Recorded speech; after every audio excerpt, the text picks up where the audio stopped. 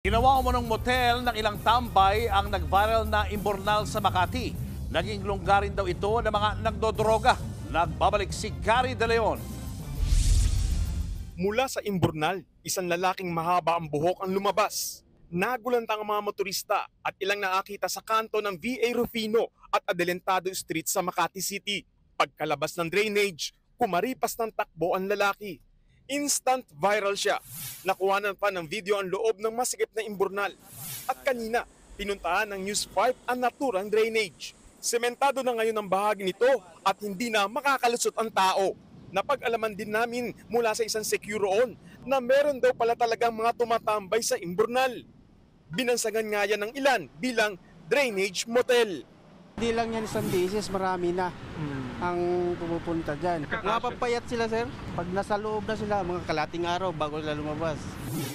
Kahit masikip ang loob ng imburnal, may mga pagkakataon, dalawa ang nagkakasya dito. Dami yan sila dati, hindi lang 4. Ngayon, may babae 2. Pumupunta dyan, tapos yung bading. Mga kalakal boys din yung iba eh. Nag-iimbestiga na Makati City Police tungkol sa mga tambay ng imburnal. Tinitingnan din daw nila ang posibilidad na ginagawa itong drug den.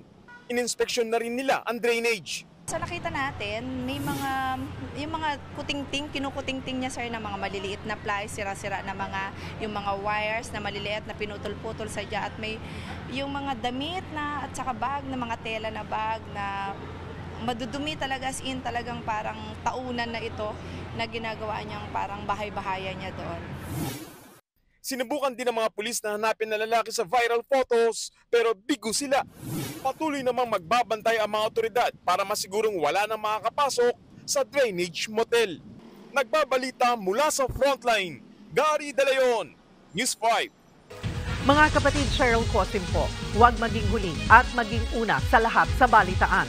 Para sa tuloy-tuloy na talakayang sa Frontline, mag-follow at mag-subscribe sa social media pages ng News 5.